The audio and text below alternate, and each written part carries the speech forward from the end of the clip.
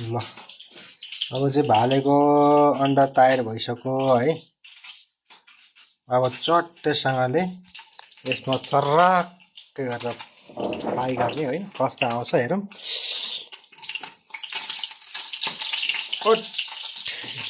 पड्किन्छ त यहाँ।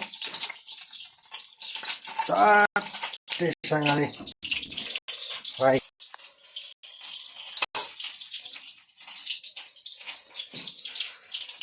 चट्टै खाने हो। फ्राई गरेर कस्तो हुन्छ भालेको अन्डा। अब म चरप्पै लाउने हो होइन।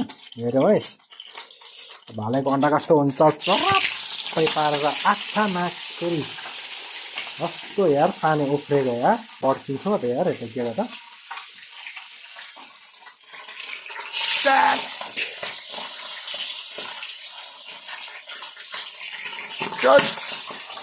आमा खतरा पड्क्यो यार। भालेको अन्डा पड्क्यो।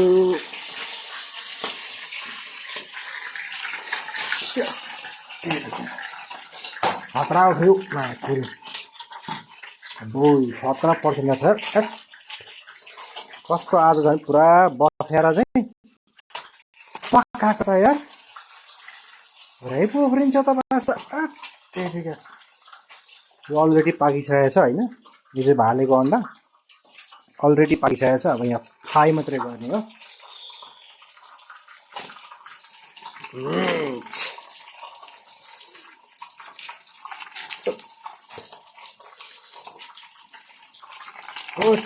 आमा कस्तो पड्किन्छ है। अहिले त यसको त पड्काइले भेटायो भने त फेरि खतरा भेट्छ नि।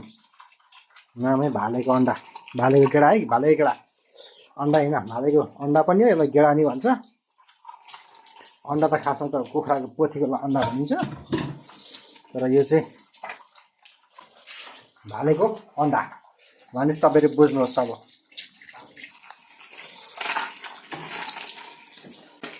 त्यो गेडाभित्र त पुरै पानी जामेको हुन्छ है।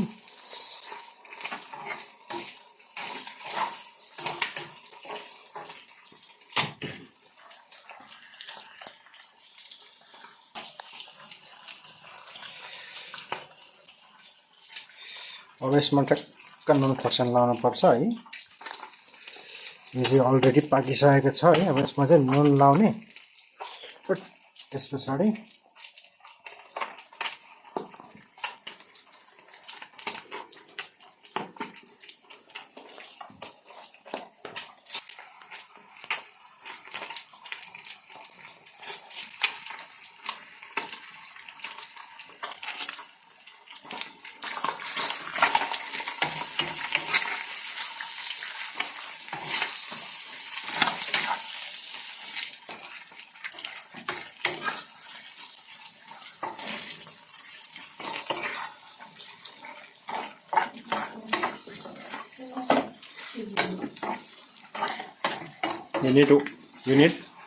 You need this. This is dobro na, no? Dobro. But it's not too much cook, no? Later na, brother. Or tomorrow, Masha. Not too much.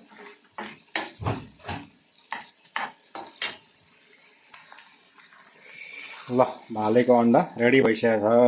यो चाहिँ भालेको मुटु चाहिँ एक पिस परेको छ होइन। त्यस पछाडि अरू चाहिँ सब भालेको यो अन्डा है। अन्डा कस्तो दामी हुन्छ है। यस टक्कसँगले अब यो चाहिँ दारूसँग खाने हो। दारूसँग चापै पारेर है। एकदम फ्राई गर्ने पाक्नु चाहिँ अलरेडी पाकिसकेको छ। यो बफाएर चाहिँ पकाएको अरू चाहिँ एकदम मिठो हुन्छ अरे नि त्यसको चाहिँ स्वादै।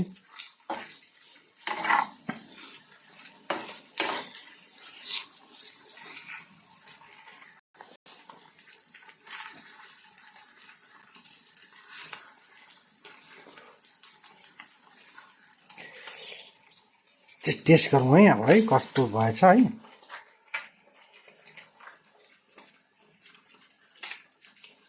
त्यो टेस्ट गर्ने।